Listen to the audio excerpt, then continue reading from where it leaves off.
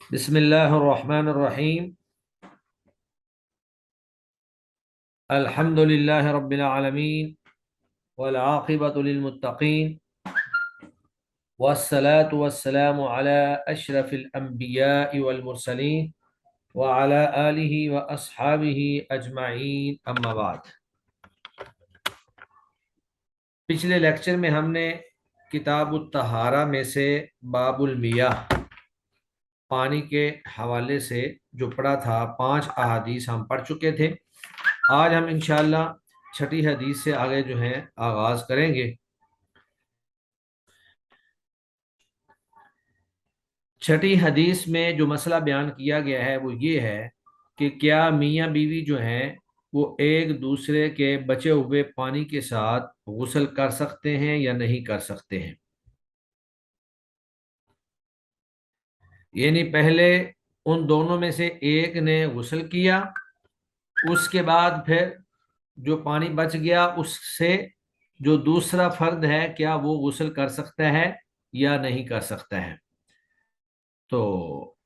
اس حوالے سے دونوں طرح کی روایات موجود ہیں۔ ایک روایت کے اندر آپ صلی اللہ علیہ وآلہ وسلم نے بچے ہوئے پانی سے غسل کرنے سے منع فرمایا ہے، جبکہ دوسری روایت کے اندر آپ صلی اللہ علیہ وآلہ وسلم سے غسل کرنا بھی ثابت ہے۔ تو ان دونوں روایات کو اہل علم نے اس طرح جمع کیا ہے کہ جس حدیث کے اندر ممانعت ہے وہ منع جو ہے نہیں تحریمی نہیں بلکہ نہیں تنزیہی ہے۔ تحریمی کا مطلب یہ ہوتا ہے کہ وہ کام کرنا بالکل حرام ہے، لیکن تنزیہی کا مطلب یہ ہے کہ وہ ناپسندیدہ ہے، یعنی جس کو آپ مکروہ کہہ سکتے ہیں۔ تو احادیث کے اندر جب کسی چیز سے منع کیا گیا ہو تو منع کی 2 شکلیں ہوتی ہیں، یا تو وہ حرمت پر دلالت کر رہی ہوتی ہے نہیں، یا پھر وہ کراہت پر دلالت کر رہی ہوتی ہے۔ تو اس کا فرق اس وجہ سے کیا جاتا ہے کہ جب ایک چیز سے منع کیا گیا ہو اور پھر بیان جواز کے لیے اللہ کے نبی سے اس پر عمل بھی ثابت ہو جائے تو اس کا مطلب یہ ہے کہ وہ نہیں جو ہے وہ حرمت کے لیے نہیں بلکہ وہ نہیں جو ہے وہ کراہت کے لیے ہے، یعنی وہ عمل کرنا ناپسندیدہ ضرور ہے لیکن اگر کوئی کر لیتا ہے تو اس کے لیے حرام نہیں ہوگا اور وہ شخص گناہ گار نہیں ہوگا۔ تو یہ پہلی حدیث جو ہے وہ عن رجل ایک ایسے آدمی سے روایت ہے، صاحب النبی صلی اللہ علیہ وآلہ وسلم، جس نے نبی کریم صلی اللہ علیہ وسلم کی صحبت اختیار کی، یعنی اللہ کے نبی کے وہ صحابی تھے۔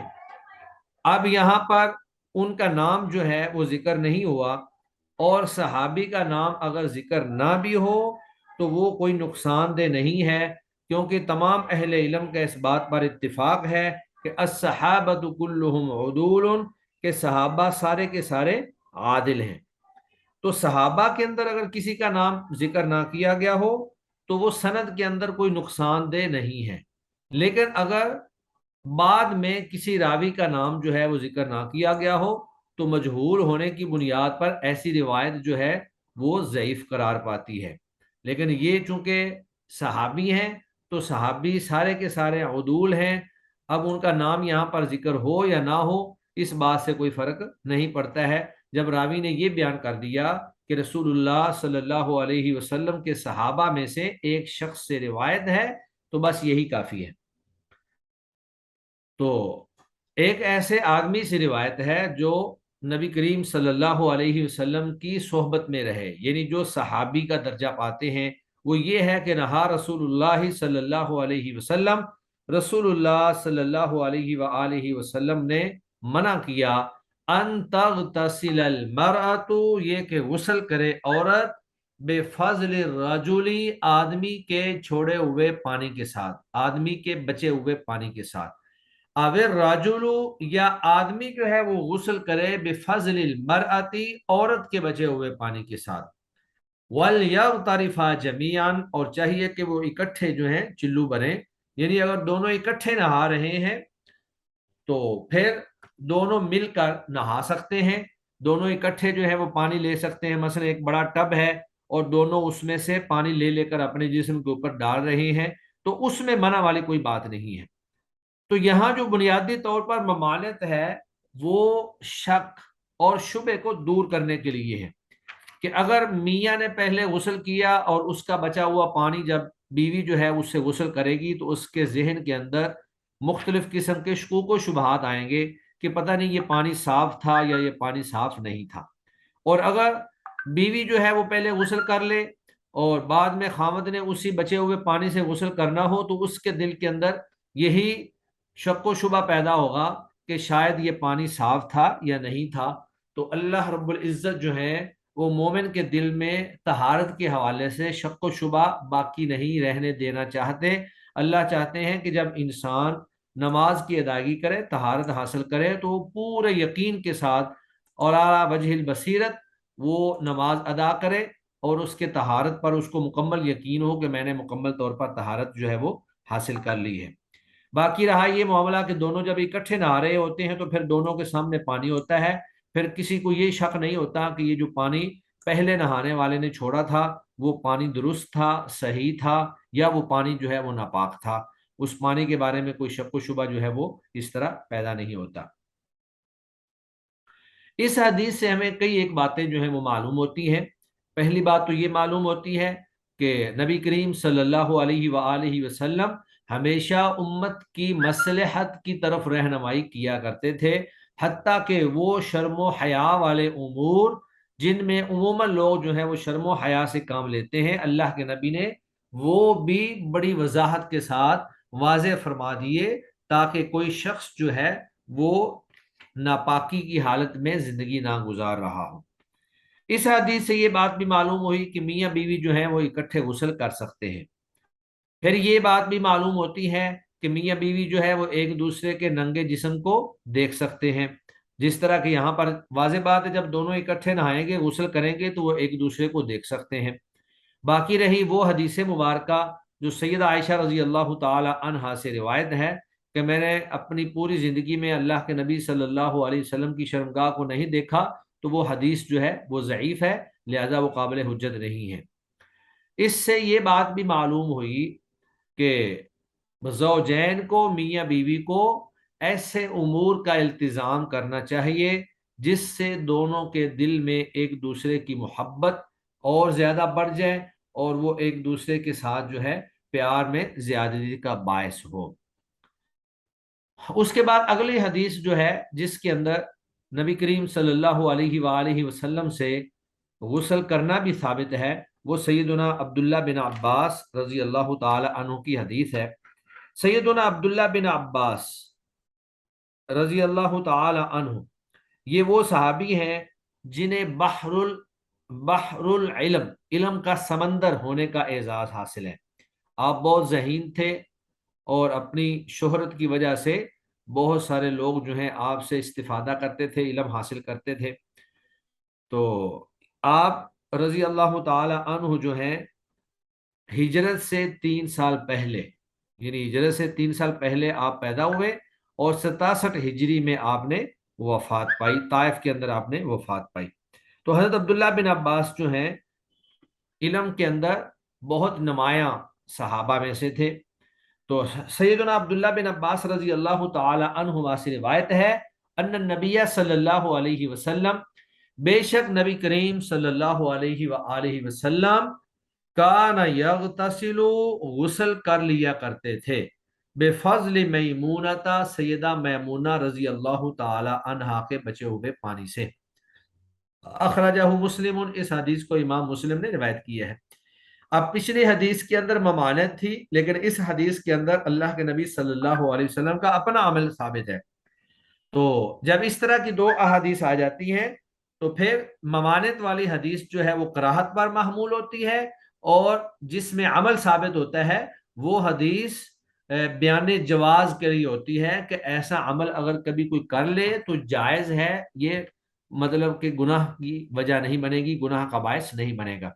اور پھر اس میں یہ بھی ہوتا ہے کہ اگر انسان کو اعتماد ہو کہ میرا ساتھی جو ہے وہ پاکی اور صفائی کے معاملے میں کافی محتاط ہے اور جو پانی اس سے بچا ہے وہ پاک ہی ہوگا، اس کے بارے میں اس کو شک و شبہ نہ ہو، تو پھر آدمی جو ہے اپنے ساتھی کے بچے ہوئے پانی سے، یعنی میاں جو ہے وہ بیوی کے بچے ہوئے پانی سے، اور بیوی جو ہے وہ میاں کے بچے ہوئے پانی سے غسل کر سکتی ہے۔ تو یہ مسائل دراصل ایسے علاقوں میں یا ایسی جگہوں پر پیدا ہوتے تھے جہاں پر پانی کی بہت قلت ہوتی تھی۔ تو اہل عرب میں چونکہ اب بھی قلت ہے، اس وقت تو بہت زیادہ قلت تھی، لیکن جس انداز میں آج کل ہم غسل کرتے ہیں، باقاعدہ خوبصورت واش روم بنے ہوتے ہیں اور اس میں شاور لگے ہوتے ہیں، تو ایسے معاملات جو تھے وہاں پر پیش نہیں آئیں گے، کیونکہ جب آپ شاور سے نہا رہے ہیں تو وہ پانی جو ہے نیا ہی آ رہا ہوتا ہے، تازہ ہی آ رہا ہوتا ہے، وہ پانی کسی کا بچا ہوا ہرگز نہیں ہوتا۔ والے اصحاب سننی، اور اصحاب سنن کی روایت میں یہ الفاظ موجود ہیں کہ اغتسل بعض ازواج النبی صلی اللہ علیہ وسلم، غسل کیا نبی کریم صلی اللہ علیہ وسلم کی بیویوں میں سے بعض نے، یعنی کسی ایک نے غسل کیا، فی جفنتن، ایک ٹب میں، ٹب کے اندر غسل کیا، فجاء النبی صلی اللہ علیہ وسلم، تو اللہ کے نبی صلی اللہ علیہ وسلم پھر آئے، لیغتسل منہا، تاکہ آپ اس سے غسل کریں، فقالت، تو انہوں نے کہا، جنہوں نے غسل کیا تھا، جس بیوی نے غسل کیا تھا، انہوں نے کہا انی کنت جنبا، میں تو جنبی تھی، فقالا، تو اللہ کے نبی صلی اللہ علیہ وسلم نے فرمایا ان الماء لا یجنب، کہ پانی جو ہے وہ جنبی نہیں ہوتا، یعنی اگر غسل کرنے والے نے احتیاط کے ساتھ غسل کیا ہے اور اس کے جسم کے چھینٹے یا ناپاک چھینٹے جو ہیں وہ پانی کے اندر نہیں پڑے ہیں، تو پانی جو موجود ہے ٹب کے اندر یا کسی بڑے برتن کے اندر، تو وہ پانی ناپاک نہیں ہوگا، اس سے دوسرا آدمی جو ہے وہ بھی غسل کر سکتا ہے۔ تو یہ دونوں احادیث جو ہیں، ان سے جو بھی نکات نکلتے تھے کچھ میں نے پہلے بیان کر دیے،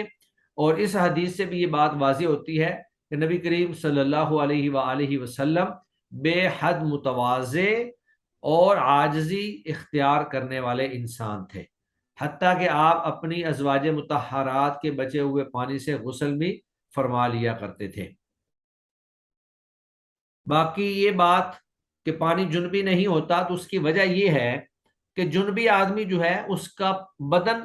ظاہری طور پر پاک ہی ہوتا ہے، بس وہ جگہ جہاں پر جنابت لگی ہوئی ہو وہ ناپاک ہوتی ہے، اور اگر وہاں سے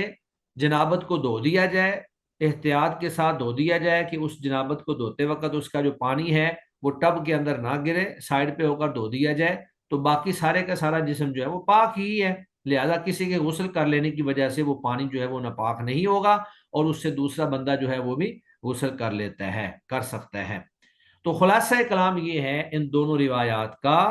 کہ اگر طہارت کے حوالے سے شک و شبہ پیدا ہونے کا کسی کو اندیشہ ہو، اور پھر یہ ہر بندے کی اپنی طبیعت پر بھی ہوتا ہے کہ بعض آدمی جو ہوتے ہیں وہ بہت حساس اور شکی مزاج ہوتے ہیں، ان کی طبیعت کے اندر جو ہے وہ شک زیادہ ہوتا ہے، تو وہ وضو کرتے ہوئے بھی بار بار وضو کریں گے، پتہ نہیں طہارت حاصل ہوئی ہے یا نہیں ہوئی ہے،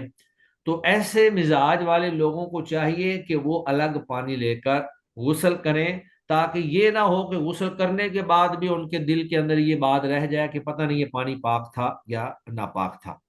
لیکن ایسے لوگ جن کے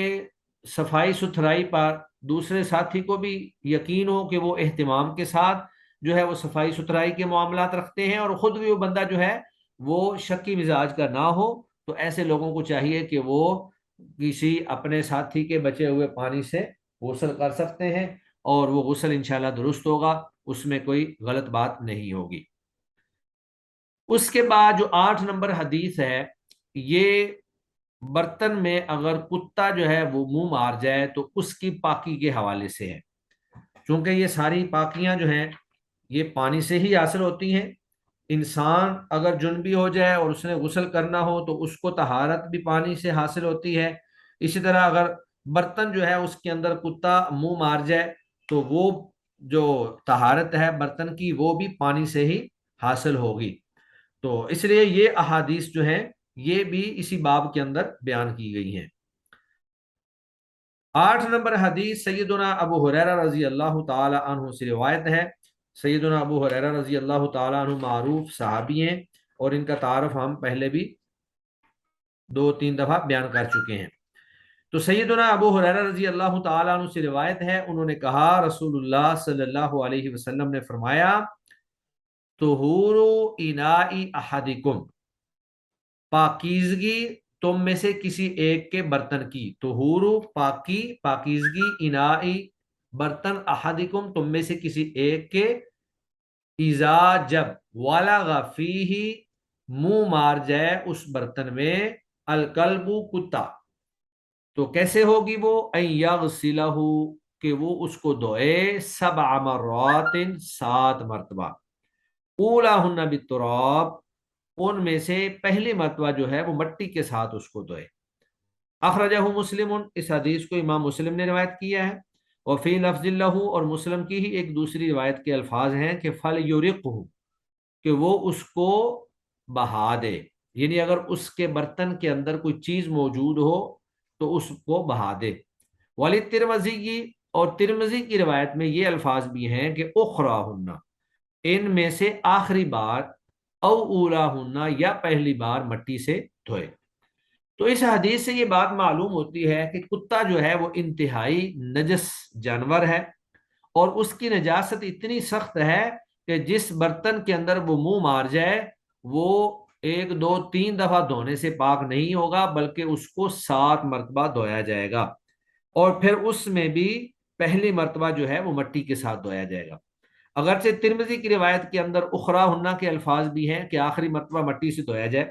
لیکن صحیح مسلم کی جو روایت ہے وہ ترمذی کی روایت کی نسبت زیادہ صحیح ہے، اور اکثر روایات کے اندر اولا ہنہ کے الفاظ ہی موجود ہیں کہ پہلی مرتبہ جو ہے اس کو مٹی سے دھویا جائے۔ تو زیادہ راجح موقف یہی ہے کہ اس کو پہلی مرتبہ جو ہے وہ مٹی سے دھویا جائے گا، اور اس کے بعد پھر پانی سے دھویا جائے گا۔ تو کتے کی نجاست کے حوالے سے اتنا سختی کے ساتھ اور اتنا شدید حکم، اس کی وجہ کیا ہے؟ بعض اہل علم جو ہیں، بعض اطباء جو ہیں، انہوں نے یہ بات بیان کی ہے کہ کتوں کی آنتوں کے اندر چھوٹے چھوٹے جرثومے پائے جاتے ہیں، جراثیم پائے جاتے ہیں، اور جب کتا جو ہے وہ فضلہ خارج کرتا ہے تو وہ جراثیم جو ہیں وہ بھی ساتھ خارج ہو جاتے ہیں، اور اس کی مقعد کے ارد گرد، دوبر کے ارد گرد جو بال ہیں وہاں پر بہت ساری ان کی تعداد جو ہے وہ لگ جاتی ہے، اور پھر کتا جب اپنے جسم کی صفائی کرتا ہے اپنی زبان کے ساتھ تو یہی سارے جراثیم جو ہیں وہ اس کی زبان پر لگ جاتے ہیں، تو پھر یہ بہت ساری بیماریوں کا باعث بنتے ہیں، بہت سارے نقصانات کا باعث بنتے ہیں۔ تو جب کتا جو ہے وہ کسی برتن میں منہ مارتا ہے تو وہ چونکہ زبان کے ساتھ منہ مارتا ہے، تو زبان کے اوپر وہ لگے ہوئے جراثیم اس برتن پہ لگ جاتے ہیں، جو انسانی صحت کے لیے انتہائی مضر اور نقصان دہ ہیں۔ چنانچہ نبی کریم صلی اللہ علیہ وآلہ وسلم نے ایسے برتن کو جس میں کتا جو ہے وہ منہ مار جائے، اس برتن کو، اس کے اندر اگر کوئی چیز موجود ہے تو اس کو گرانے کا حکم دیا ہے، اور پھر اس برتن کو 7 مرتبہ دھونے کا حکم دیا ہے۔ تو کتا جو ہے یہ ایک نجس جانور ہے، اور یہ اتنا نجس جانور ہے کہ اس کی نجاست کو زائل کرنے کے لیے برتن کو 2-3 بار دھونے سے کام نہیں چلے گا، بلکہ اس کو 7 بار دھونا پڑے گا۔ تو اس حدیث سے یہ بات بھی معلوم ہوئی کہ جب کتے کا منہ مارنا جو ہے وہ اتنی بڑی نجاست کا باعث ہے، تو کتا جو ہے وہ خود بھی نجس ہے، اور اس کی نجاست ایسی ہے کہ نبی کریم صلی اللہ علیہ وسلم نے فرمایا کہ جس گھر کے اندر کتا ہوگا اس گھر میں اللہ کی رحمت کا فرشتہ نہیں آتا، تو بلا وجہ جو ہے کتا گھر میں نہیں رکھنا چاہیے۔ شوق سے لوگ کتوں کو پالتے ہیں، تو کتا جو ہے یہ رحمت کے فرشتوں کی راہ میں رکاوٹ ہے، اور پھر بعض کتوں کے بارے میں اللہ کے نبی نے فرمایا کہ یہ شیطان ہے۔ تو لہذا ایک مسلمان کو چاہیے کہ وہ پاک صاف گھر میں، پاک صاف لباس کے ساتھ، پاک صاف بستر کے ساتھ، اور پاک صاف برتنوں کے ساتھ زندگی گزارے، اور یورپ میں جس انداز میں کتوں کے ساتھ وہ لوگ محبت کرتے ہیں یا کتوں کے ساتھ جس طرح وہ رہتے ہیں، یہ ہماری ثقافت کا حصہ نہیں ہے، یہ یورپی اور انگریزی ثقافت ہو سکتی ہے، کفار کی ثقافت ہو سکتی ہے، لیکن مسلمانوں کی یہ ثقافت نہیں ہے کہ وہ شوق کے ساتھ کتوں کو پالیں، کتوں کے ساتھ جو ہے وہ زندگی گزاریں، کتوں کے ساتھ اس انداز میں رہیں کہ جیسے گھر کے افراد جو ہے وہ رہتے ہیں۔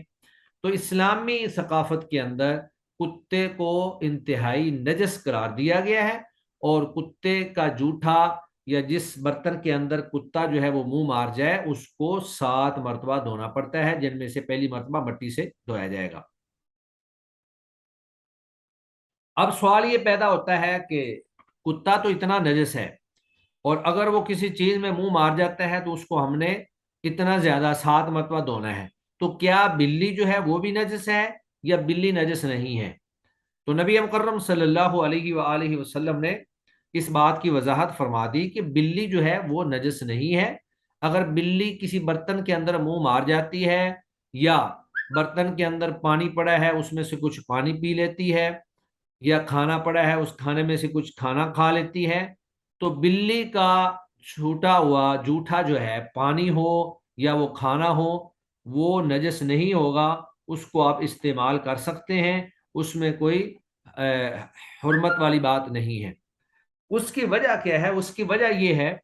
کہ اللہ رب العزت جو ہے وہ مسلمانوں پر آسانی کرنا چاہتے ہیں، اور بلی انسان کے گھر میں ایسے رہتی ہے جیسے وہ گھر کا فرد ہے، اور مسلسل گھر میں رہنے کی وجہ سے بہت ساری چیزوں کے اندر وہ منہ بھی مارتی ہے، بہت ساری چیزیں وہ کھاتی بھی ہے، پیتی بھی ہے۔ تو اگر اس کی نجاست کو بھی سخت نجاست قرار دے دیا جاتا تو پھر برتنوں کو دھونا یا گھر کی چیزوں کو دھونا تو یہ ایک مشقت کا باعث بن جاتا، لہذا اس کو نجس قرار نہیں دیا گیا۔ یہ حدیث سیدنا ابو قتادہ رضی اللہ تعالی عنہ سے روایت ہے۔ تو ابو قتادہ وہ معروف صحابی ہیں جن کا نام حارث بن ربعی ہے۔ ابو قتادہ ان کی کنیت ہے، لیکن ان کا نام حارث بن ربعی ہے۔ تو آپ جو ہیں فارس رسول اللہ، رسول اللہ کے شاہ سوار کے نام سے مشہور تھے، اور آپ انصار کے قبیلے سے تعلق رکھتے ہیں، غزوہ احد وغیرہ میں بھی شریک رہے، اور آپ 54 ہجری کے اندر آپ کی وفات ہوئی۔ اگرچہ آپ کی وفات میں اہل علم کا اختلاف ہے، لیکن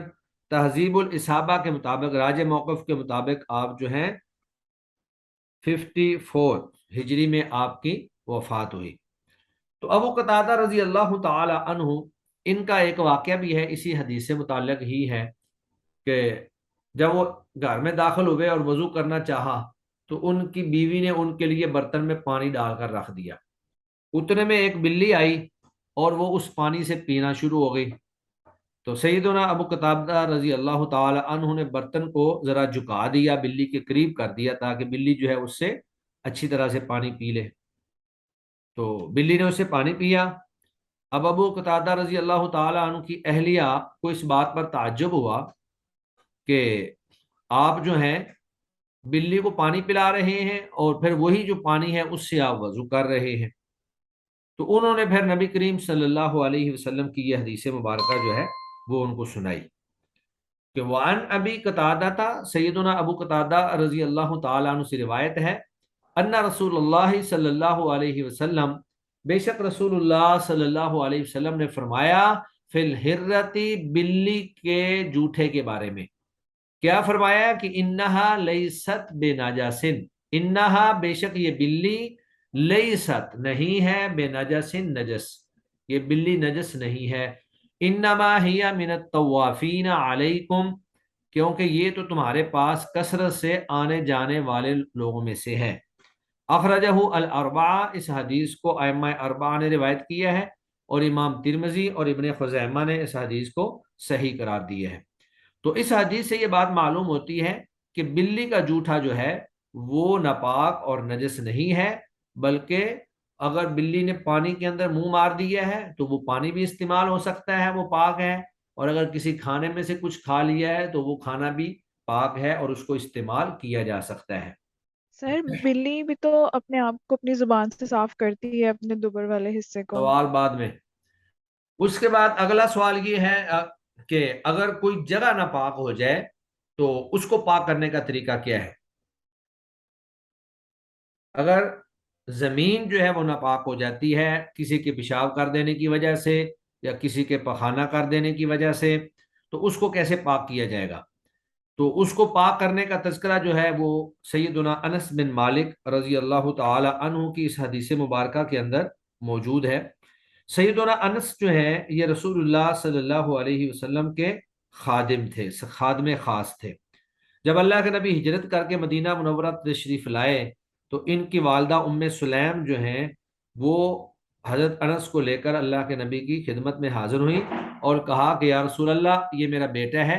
یہ آپ اپنے لیے بطور خادم کے اس کو اپنے پاس رکھ لیں. تو حضرت انس رضی اللہ تعالی عنہ نے اللہ کے نبی کی زندگی بھر، پوری زندگی جو ہے آپ کی خدمت کی، آپ کے لیے وضو کا پانی رکھنا، یا جب آپ قضاء حاجت کے لیے باہر جاتے تو پانی اور برچھی وغیرہ ساتھ اٹھانا، ہر طرح کی خدمت جو ہے وہ آپ صلی اللہ علیہ وسلم کی کرتے رہے. اور ایک عرصہ تک جو ہے آپ صلی اللہ علیہ وسلم کی خدمت میں 8 سے 10 سال جو ہے آپ کی خدمت میں رہے. تو انس بن مالک رضی اللہ تعالی عنہ سے روایت ہے، انہوں نے کہا جاء اعرابی، ایک دیہاتی آدمی آیا، فبال فی طائفۃ المسجد، تو اس نے مسجد کے ایک کونے میں پیشاب کرنا شروع کر دیا. تو اعرابی تھا، دیہاتی تھا، اس کو زیادہ تعلیم نہیں تھی، معلومات نہیں تھی کہ مسجد کی عزت و احترام اور مسجد کا تقدس جو ہے وہ کس بات کا تقاضا کرتا ہے. تو اس نے ایک سائڈ پر اپنی طرف سے اس نے پردے میں بیٹھ کر جو ہے پیشاب کرنا شروع کر دیا. فزاجرہ النبی فزاجرہ الناس، تو لوگوں نے اس کو جھڑکا، لوگ جو ہیں اس کو سرزنش کرنے لگے، جھڑکنے لگے. فنہاہم رسول اللہ صلی اللہ علیہ وسلم، تو نبی کریم صلی اللہ علیہ وسلم نے ان کو منع کر دیا کہ آپ اس کو کچھ نہ کہیں. کیونکہ منع کرنے کی ایک تو وجہ جو ہے وہ آپ کا حسن اخلاق تھا کہ اس کو پیشاب کر لینے دیں. دوسرا اس میں یہ بھی ہے کہ اگر اس کو جھڑکا جاتا تو وہ پیشاب کرتے کرتے ہی ممکن ہے اٹھ کھڑا ہوتا. اب تو وہ ایک جگہ بیٹھ کر رہا تھا، ایک مخصوص یا محدود جگہ جو ہے وہ ناپاک ہو رہی تھی، تو اگر وہ اس طرح اٹھ کر بھاگتا یا اٹھ کر جو ہے ادھر ادھر ہوتا تو اور زیادہ مسجد کے ناپاک ہونے کی وجہ بن سکتی تھی. پھر یہ بھی ہے کہ اگر کسی کو اس حالت میں پیشاب کرتے ہوئے یکدم پیشاب سے روک دیا جائے تو مثانہ اور گردہ کی بے شمار بیماریاں جو ہیں وہ اس سے پیدا ہوتی ہیں. تو نبی مکرم صلی اللہ علیہ وآلہ وسلم نے صحابہ کو منع کر دیا کہ اس کو کچھ نہ کہیں. فلما قضا بولہ، جب اس نے اپنا پیشاب مکمل کر لیا، تو اگرچہ اس حدیث کے اندر یہ الفاظ موجود نہیں ہے کہ اللہ کے نبی نے پھر اس کو بلایا اور اس کو سمجھایا کہ یہ مسجدیں جو ہیں یہ پیشاب اور پخانہ کے لیے اللہ نے نہیں بنائی، بلکہ یہ اللہ کے ذکر کے لیے، نماز کے لیے، تلاوت قرآن مجید کے لیے اور اس طرح کے اچھے کاموں کے لیے جو ہے یہ مسجدیں بنائی گئی ہیں. اور بعد دیگر روایات سے یہ بات معلوم ہوتی ہے کہ وہ اعرابی پھر بعد میں مسلمان بھی ہو گیا. تو فلما قضا بولہ، جب اس نے پیشاب مکمل کر لیا، امر النبی صلی اللہ علیہ وسلم، تو حکم دیا نبی کریم صلی اللہ علیہ وسلم نے بذنوب من ماء، پانی کا ایک ڈول لانے کا، بذنوب ایک ڈول، من ماء پانی کا، فاحریق علیہ، تو وہ پانی پھر اس پیشاب کے اوپر بہا دیا گیا. تو اس سے یہ بات معلوم ہوتی ہے کہ اگر زمین پر نجاست موجود ہو تو اس نجاست کو زائل کرنے کا طریقہ یہی ہے کہ اس نجاست کو وہاں سے ختم کر دیا جائے، اٹھا کر اس کو کہیں پھینک دیا جائے یا پھر اس کے اوپر پانی بہا دیا جائے. اب چونکہ وہ کچی مٹی تھی تو ایسی جو مٹی ہوتی ہے اس میں پیشاب جو ہے وہ مٹی کے اندر جذب ہو جاتا ہے، اب اس کو وہاں سے اٹھایا تو نہیں جا سکتا تھا. تو اس کا پھر یہی طریقہ تھا کہ اس کے اوپر پانی بہا دیا جائے تاکہ اس نجاست کی جو غلاظت ہے وہ خفیف ہو جائے، ہلکی ہو جائے اور وہ جگہ جو ہے وہ پاک ہو جائے. تو نجاست اگر کسی جگہ پر حصی طور پر نظر آ رہی ہو، بے شک وہ پیشاب ہو یا وہ پخانہ ہو، تو اگر وہ کہیں پر نظر آ رہی ہے تو اس کی پاکی اس وقت تک نہیں ہوگی جب تک اس کو وہاں سے صاف نہیں کیا جائے گا۔ اگر پخانہ ہو تو پخانے کو اگر آپ پانی سے بہائیں گے تو اس کی غلاظت اور یعنی اس کا وجود پھر بھی باقی رہے گا، اس لیے پہلے اس کو وہاں سے اٹھایا جائے اور اس کے بعد اس کے اوپر پانی بہا دیا جائے۔ تو مٹی جو ہے، مٹی کے اندر اللہ تعالیٰ نے یہ صلاحیت رکھی ہے کہ مٹی خود بھی پاک کرنے والی ہے، مٹی بھی طہارت کا ایک ذریعہ ہے، اگرچہ پانی جو ہے وہ سب سے بڑا ذریعہ ہے لیکن مٹی بھی طہارت کا ایک ذریعہ ہے۔ اگر کسی جگہ پر کسی نے پیشاب کر دیا ہے اور اس کے اوپر پانی نہیں بہایا گیا اور وہ جگہ خشک ہو گئی ہے، سورج کی روشنی سے خشک ہو گئی ہے یا ہوا سے یا اپنے آپ ہی خشک ہو گئی ہے، تو جب وہ جگہ خشک ہو جائے تو اس کے بعد اس کا حکم بھی پاک جگہ کا ہوگا، اس کو ناپاک نہیں کہیں گے کیونکہ وہاں پہ نجاست نظر نہیں آ رہی ہے۔ اگر نجاست نظر آ رہی ہو تو پھر اس کو ناپاک کہا جائے گا۔ اور ایسی وہ جگہیں جہاں پر صرف آپ کو شک ہے کہ یہ پتہ نہیں نجس ہو سکتی ہیں یا یہ پاک ہو سکتی ہیں، تو ایسی جگہوں کو حکمن پاک ہی کہا جائے گا، حکمن ان کو پاک ہی سمجھا جائے گا کہ یہ جگہ پاک ہے، الا یہ کہ وہاں پر نجاست جو ہے وہ آپ کو نظر آ جائے۔ اس حدیث سے ہمیں یہ بات معلوم ہوئی کہ مسجد کو پاک رکھنا جو ہے وہ واجب ہے۔ نبی کریم صلی اللہ علیہ وسلم نے دیہاتی کے پیشاب پر فوری جو ہے ڈول بہانے کا حکم دیا، اور اس سے یہ بات بھی ثابت ہوئی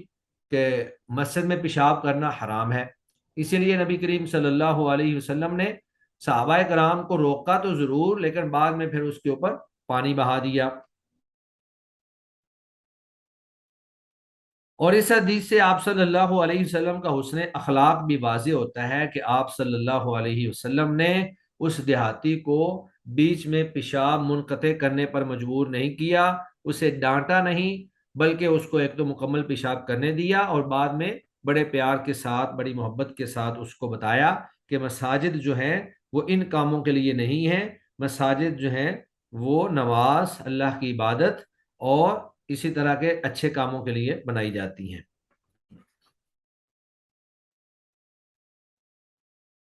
اسی طرح اور بہت سارے باریک نکات جو ہیں اس حدیث کے اندر موجود ہیں، تو جو اہم نکات تھے وہ میں نے آپ کے سامنے پیش کر دیے ہیں۔ ابھی ایک حدیث ہم اور پڑھیں گے، تو جب نیکسٹ ہماری میٹنگ ہوگی اس میں سوال و جواب کا انشاءاللہ آپ کو موقع دیں گے۔ پڑھتے ہوئے اگر سوال و جواب شروع ہو جائیں تو پھر آدمی جو ہے نا وہ پورا اپنا لیسن نہیں پڑھ پاتا ہے، پھر سوال و جواب ہی شروع ہو جاتے ہیں۔ اس کے بعد پھر اللہ کے نبی صلی اللہ علیہ وآلہ وسلم نے کچھ ایسی چیزیں جن کی کثرت تو مطلب عام طور پہ حکم تو حرام کا ہوتا ہے، لیکن اس میں سے کچھ چیزیں جو ہیں وہ حلال ہیں، ان کا تذکرہ جو ہے وہ اللہ کے نبی صلی اللہ علیہ وسلم نے کیا ہے۔ مثلا خون جو ہے، خون حرام ہے، لیکن خون کی کچھ شکلیں جو ہیں وہ حلال ہیں، کچھ چیزیں جو ہیں وہ اگرچہ جمع ہوا خون ہوتا ہے۔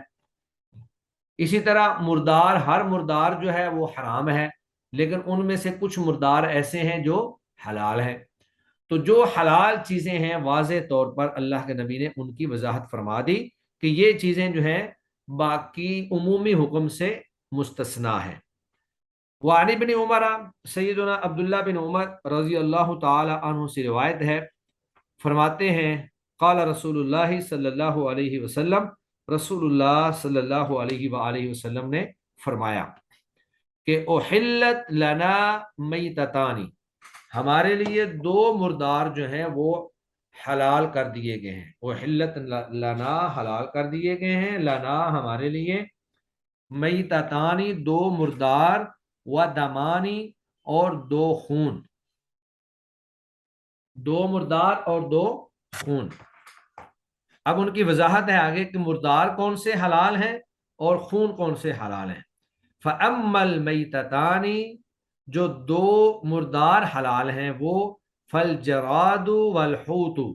ایک ان میں سے ٹڈی ہے اور دوسری مچھلی ہے۔ تو یہ ٹڈی عام طور پہ جھنڈ کی شکل میں اور ایک بڑے لشکر کی شکل میں حملہ آور ہوتی ہے۔ یہ پچھلے سال جو ہے پاکستان کے بہت سارے علاقوں کے اندر یہ ٹڈی آئی اور ہزاروں لاکھوں ایکڑ جو فصلیں تھیں ان کو کھا گئی۔ تو یہ ہمیشہ ایسے ہی آتی ہے، جھنڈ کی شکل میں آتی ہے، اور جہاں پر بیٹھتی ہے وہاں پر لاکھوں کی تعداد میں گر جاتی ہے اور مر جاتی ہے، اور اسی طرح لاکھوں کی تعداد میں آگے بڑھ جاتی ہے۔ تو یہ ٹڈی جو ہے، اگر یہ مری ہوئی بھی آپ کو مل جائے، واضح بات ہے جب یہ کسی جگہ پہ حملہ آور ہوتی ہے تو وہاں پہ ڈھیر لگ جاتے ہیں، تو وہاں پہ اگر آپ اٹھا کر اس کو کھانا چاہیں تو آپ کھا سکتے ہیں۔ والحوت، اور دوسرے نمبر پر مچھلی ہے، تو مچھلی جو اگر آپ کو مردہ حالت میں ملے تو وہ بھی آپ کھا سکتے ہیں، وہ بھی آپ کے لیے حلال ہوگی۔ وہ امت دمانی، اور جو دو خون ہیں، فل کبیدو و تحالو، ان میں سے ایک کلیجی ہے اور ایک تلی ہے۔ تو یہ دو خون جو ہیں، یہ اگرچہ خون جمع ہوتے ہیں، گوشت کی شکل ہوتی ہے، لیکن یہ ہیں خون ہی دونوں، تو یہ دونوں خون جو ہیں یہ بھی حلال ہیں۔ اخرجہ احمد و ابن ماجہ تھا، اس حدیث کو امام احمد اور ابن ماجہ نے روایت کیا ہے۔ وفیہ ضعف، اور اس حدیث میں کچھ ضعف پایا جاتا ہے، لیکن اس معنی کی دیگر روایات جو ہیں ان کو ملا کر یہ حدیث صحیح درجے کی بن جاتی ہے۔ تو اس حدیث سے یہ بات معلوم ہوئی کہ ویسے تو ہر مردار حرام ہے، لیکن ان میں سے دو مردار جو ہیں وہ حلال ہیں، اور خون جو ہے وہ حرام ہے، لیکن دو خون جو ہیں وہ آپ کے لیے حلال ہیں۔ آپ ان خونوں کو استعمال کر سکتے ہیں، اور آپ کے لیے ان کو کھانا جو ہے وہ جائز ہے۔ دو خون اور دو مردار جو ہیں وہ آپ کے لیے حلال ہیں، ان میں سے دو خون جو ہیں تلی اور کلیجی، اور دو مردار جو ہیں وہ مچھلی اور ٹڈی، یہ دو چیزیں جو ہیں آپ کے لیے حلال کر دی گئی ہیں۔ اس حدیث سے چند ایک چیزیں جو ہیں اہم چیزیں میں آپ کے سامنے بیان کر دیتا ہوں، کہ حلت و حرمت کا اختیار جو ہے وہ صرف اللہ رب العزت کے پاس ہے۔ اللہ جس چیز کو چاہتے ہیں حلال کر دیتے ہیں، جس چیز کو چاہتے ہیں حرام کر دیتے ہیں۔ یہ حلت و حرمت کا اختیار اللہ کے سوا کسی کے پاس نہیں ہے۔ اب دوسری بات یہ معلوم ہوئی کہ اللہ کے نبی صلی اللہ علیہ وسلم کا یہ اسلوب بلاغت تھا کہ پہلے آپ نے ایک تھوڑا سا شوق پیدا کرنے کے لیے کہا جی دو خون حلال ہیں اور دو جو ہیں مردار حلال ہیں، اور اس کے بعد پھر ان کی وضاحت فرمائی۔ تو یہ ایک بیان کرنے کا اچھا انداز ہوتا ہے کہ سامعین کے دلوں کے اندر شوق پیدا کر دیا جائے کہ وہ کون سی چیز ہے جو آگے بیان ہونے لگی ہے۔ اسی طرح کلیجی حلال ہے، بے شک اس میں سے خون ہی کیوں نہ ٹپک رہا ہو، اور یہ کلیجی ایسے جانور کی حلال ہے جو خود حلال ہو۔ ایسا نہیں ہے کہ جو حرام جانور ہیں ان کی کلیجی بھی حلال ہو، یعنی کلیجی ان جانوروں کی حلال ہوگی جو جانور خود حلال ہیں۔ باقی رہا مسئلہ خون کا، تو خون جو ہے، سارے خون جتنے بھی ہیں وہ نجس ہوتے ہیں۔ اللہ کے نبی صلی اللہ علیہ وسلم نے قرآن مجید کے اندر اللہ تعالیٰ نے خون کو حرام قرار دیا ہے۔ دور جاہلیت میں ان کا ایک طریقہ کار یہ تھا کہ اگر کبھی پانی ختم ہو جاتا تو وہ اونٹ کی کوہان کو چیرتے اور وہاں سے جو خون نکلتا تھا وہ پی لیتے تھے اور پیاس کو بجھا لیتے تھے۔ لیکن نبی کریم صلی اللہ علیہ وسلم نے اور شریعت اسلامیہ نے آ کر